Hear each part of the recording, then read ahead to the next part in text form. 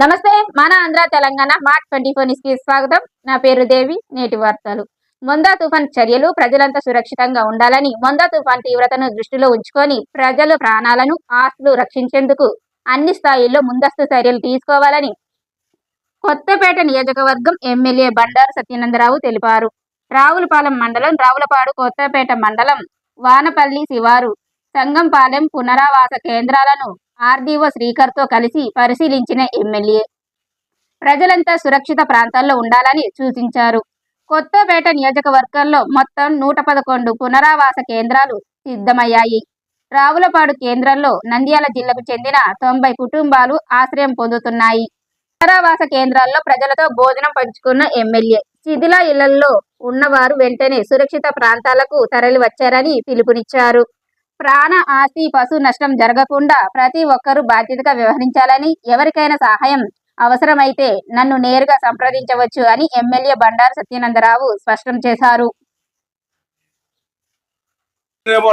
ఆలోచించి జాగ్రత్తలు తీసుకోవడం చాలా కీలకం. అదే ప్రభుత్వం చేస్తుంది. అందులో మనందరం భాగస్వాములు. ఎవరు కూడా అలసత్వం వహించడానికి వీల్లేదు.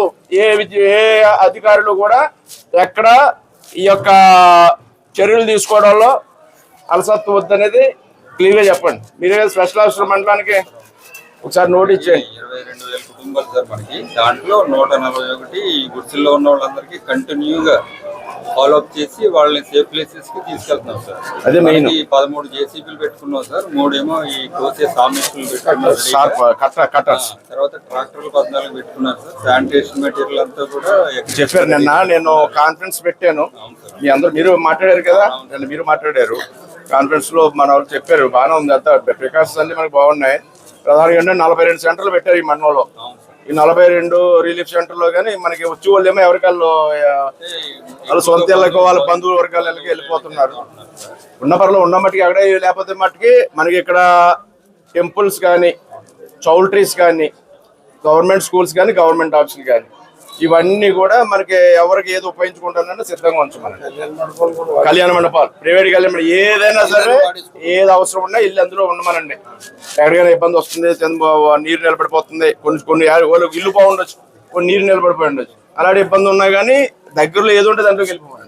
తాళాలు వేసారు అది అనేది ఏమక్కర్లేదు. ఈ ప్రైవేట్ స్కూల్స్ వాటికి కూడా తాళాలు అవి కూడా వేయొద్దని చెప్పండి. అవసరమైతే వాడుకోవడానికి స్కూల్స్ కూడా డైరెక్ట్ ఇవ్వండి, ప్రైవేట్ ఆర్ గవర్నమెంట్ ఏదైనా సరే కేర్ తీసుకోమనండి.